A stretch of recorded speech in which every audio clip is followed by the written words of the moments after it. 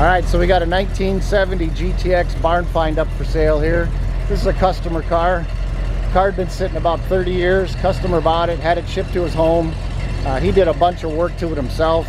Looks like we got, he did a trunk patch, leaf springs, gas tank, fuel sending unit, you know, related lines and clamps. He also did some work in the engine bay. Looks like he rounded up an air cleaner for it. I know it was missing a windshield wiper motor. We installed all new ignition components. Looks like he installed an aluminum radiator as well. We got the car running pretty good, but unfortunately the carburetor is just worn out.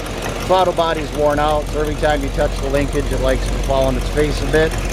But not a big deal. Those can be restored.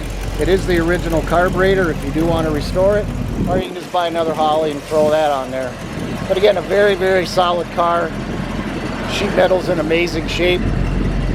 Obviously it would need quarter patches, but it's all there.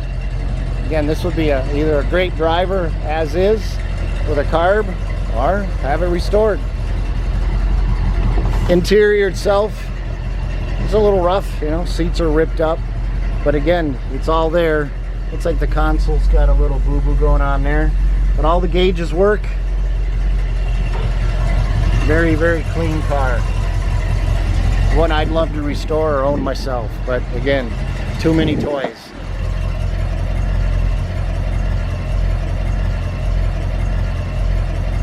Alright, so regarding the engine, it's out of a 68. It is an RB440, period correct engine.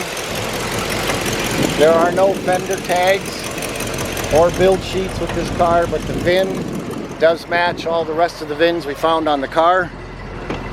Again, looks like all the gauges are working. I got the fuel gauge working for them.